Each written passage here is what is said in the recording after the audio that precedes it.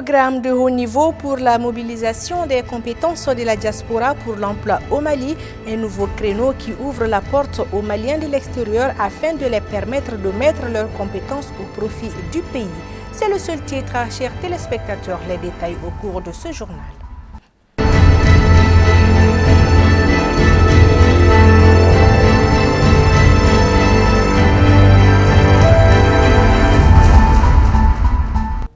Nous sommes jeudi 11 février 2021. Mesdames et messieurs, soyez les bienvenus dans ce journal. Ce matin, au Centre international de conférence de Bamako, les membres du Conseil national de transition étaient en séance plénière.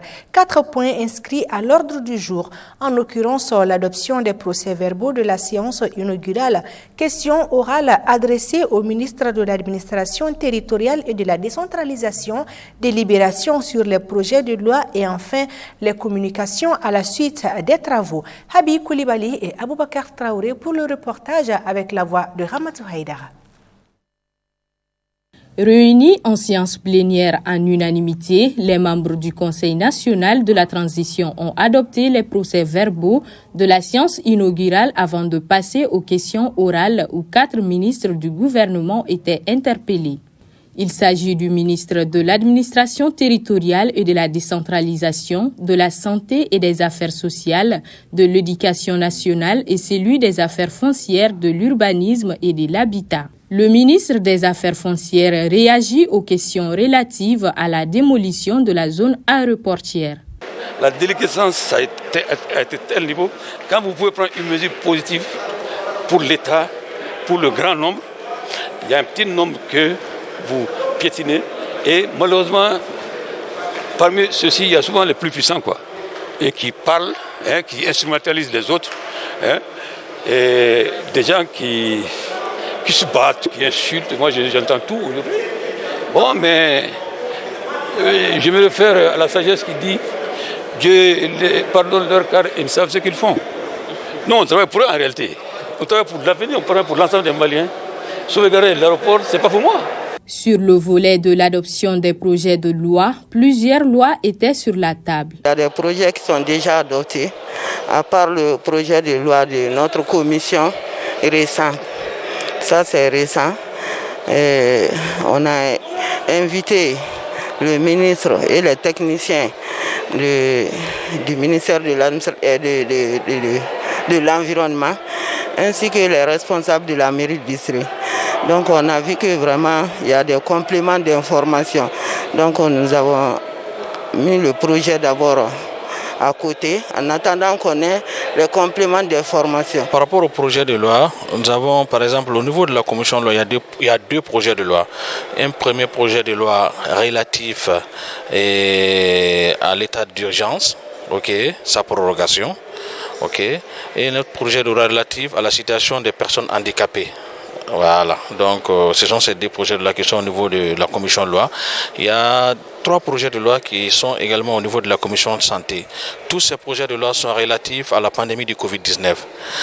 En plus, il y a un autre projet de loi qui concerne la commission DRU, développement rural, environnement, assainissement, eau, énergie, qui concerne la mise en place d'une agence pour le paiement des eaux usées au Mali. Le Conseil national de transition est l'une des clés de la réussite de la transition qui doit traiter les grandes réformes pour la refondation du Mali.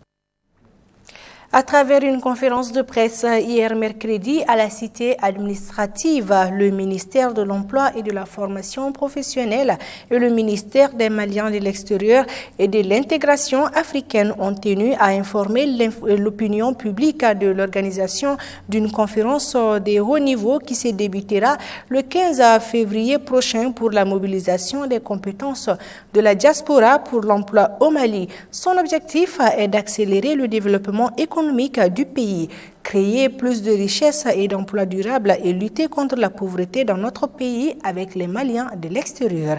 Le reportage à Bintou Sibi et Moussa Haïdara. Intitulé « Mobilisation des compétences de la diaspora pour l'emploi au Mali ». Cette conférence de haut niveau se veut une opportunité pour lutter contre la pauvreté et promouvoir l'intégration professionnelle des Maliens de l'extérieur en vue de réduire le taux de la migration irrégulière. La migration est l'une des trames importantes de la population malienne, et cela depuis le temps des grands empires. Considéré comme une stratégie de lutte contre la pauvreté et un facteur d'enrichissement culturel, d'où l'initiative de ce programme pour mobiliser les compétences de notre diaspora pour l'employabilité de nos jeunes, filles et garçons bien sûr. Le rôle de la diaspora malienne dans le processus de développement de notre pays n'est plus à démontrer.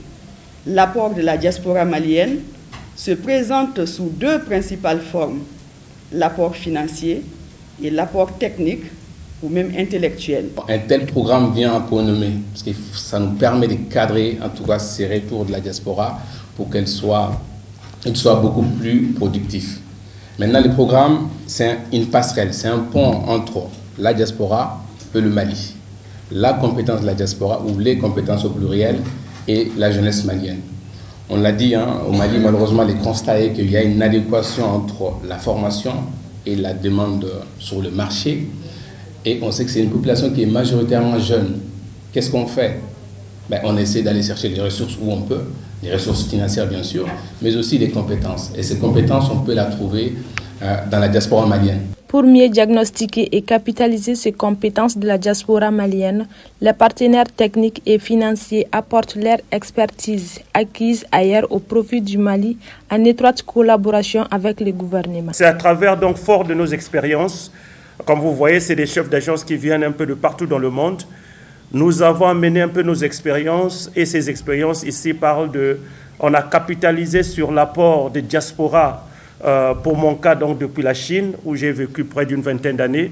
J'ai pu donc capitaliser de cette expérience pour introduire à travers le système des Nations Unies ce programme que nous allons tous œuvrer ensemble pour faire bénéficier le Mali. Alors on s'est embarqué donc avec les ministères pour essayer donc de réunir ensemble des acteurs de programmes pressentis pour dégager un diagnostic concerté, une vision commune des axes stratégiques et mise en œuvre partagée du programme.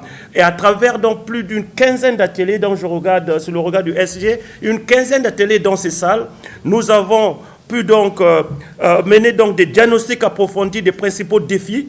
Nous avons pu analyser les expériences des mobilisations antérieures en cours, en l'occurrence donc du programme TOC10, qui est une grande réussite et qui a été un peu le socle d'inspiration pour ce programme-ci. Le Mali est un des premiers 10 pays en Afrique avec un grand nombre de populations à l'extérieur. Donc, ce projet, c'est de profiter de ce capital humain, profiter de l'apport financier, profiter de l'apport technique qui existe déjà et mobiliser les compétences pour le développement du Mali. Certes, les Maliens établis à l'extérieur constituent une opportunité de développement, mais aussi ils représentent un réel défi pour nos pays quand ils ne sont pas intégrés. La migration est pour le Mali à la fois une opportunité, mais aussi également un défi. Le contexte actuel est caractérisé par de nombreux drames de la migration irrégulière avec des morts par milliers annuellement sur les routes migratoires, des cas de traumatisme et des violations des droits de l'homme. Selon les statistiques, le nombre de Maliens vivant à l'étranger est estimé à plusieurs millions de personnes, dont plus de 2/3 résident en Afrique. Ce programme de mobilisation des compétences de la diaspora pour emploi au Mali, qui doit s'étaler sur 5 ans, créera des emplois pour nos concitoyens de l'extérieur, d'une part, et pour les jeunes Maliens, d'autre part. À présent, place à la page internationale commentée par Ramatou Haïdara.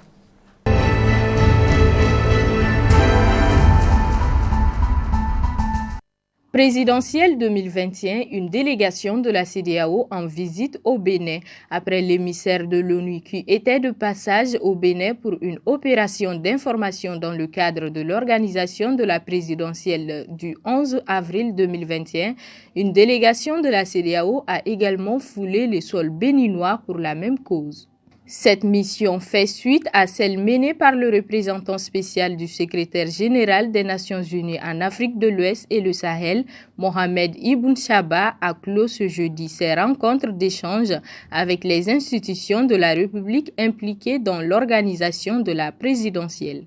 Précisons que l'élection présidentielle prévue pour le dimanche 11 avril 2021 se prépare dans un contexte politique difficile où la mouvance de l'opposition peine à accorder leur violon sur le processus.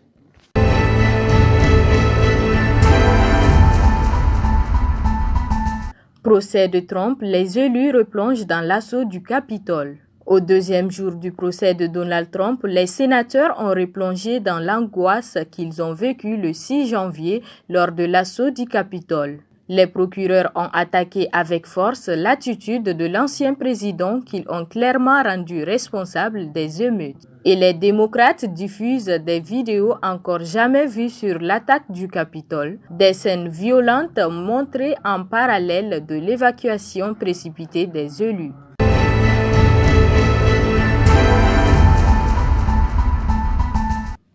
Birmanie, la mobilisation se poursuit contre le coup d'État. Biden annonce des sanctions. À Rangoon, les Birmans se mobilisent pour leur 6e journée de manifestation consécutive. L'effervescence a très rapidement gagné les rues, mais les manifestants qui souhaitaient rester pacifiques organisent la circulation autour d'eux et continuent à saluer à chaque occasion les nombreux policiers déployés dans la ville. De son côté, le président américain Joe Biden a annoncé ce mercredi que son administration réduisait l'accès des généraux birmans à $1 milliard de fonds aux États-Unis et allait dévoiler de nouvelles sanctions dans la semaine.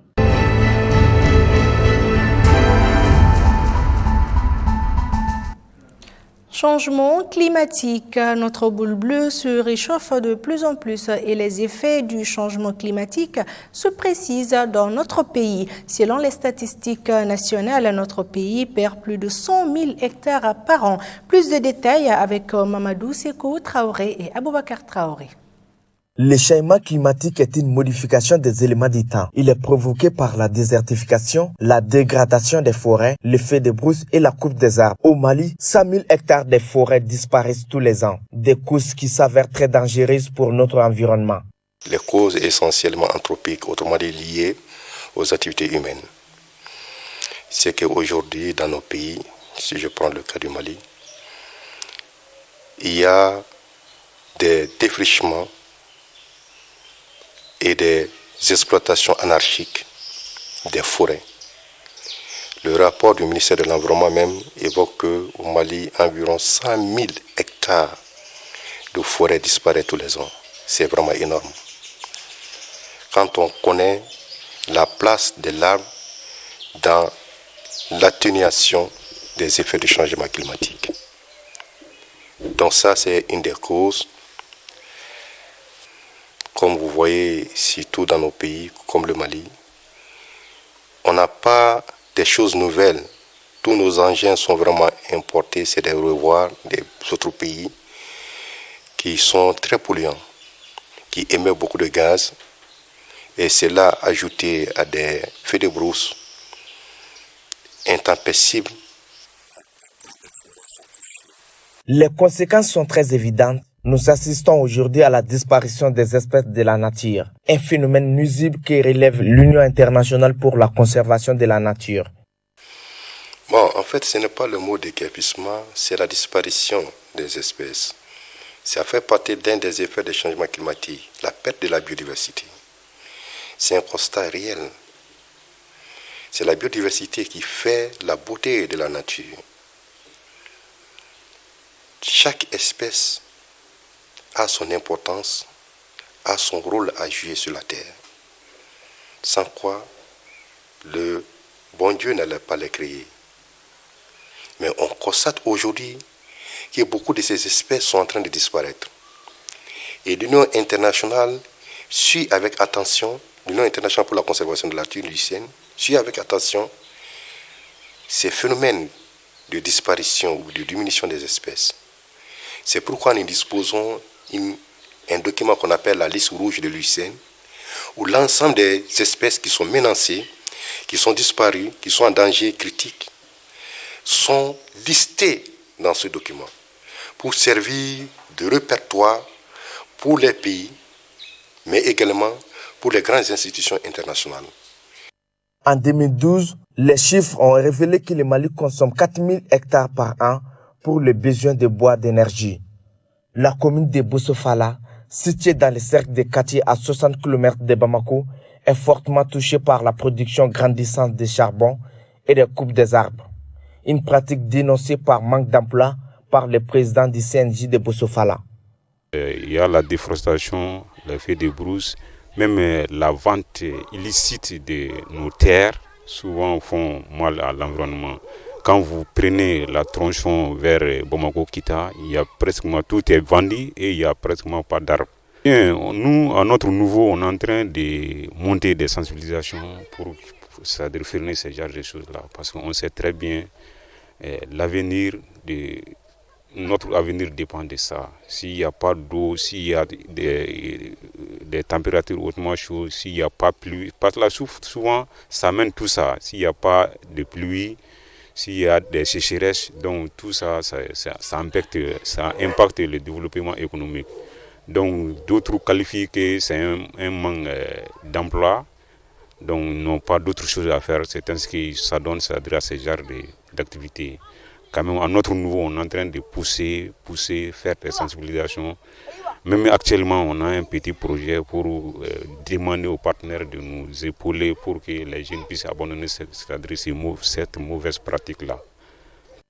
Le changement climatique est palpable. L'avancée du désert est approximative. Les autorités maliennes sont déjà averties. Nous sommes condamnés à faire barrage à la déforestation car la pluviométrie est en baisse. Une réalité qui se fait sentir maintenant dans les zones rurales, ce qui est un mauvais signe pour la biodiversité.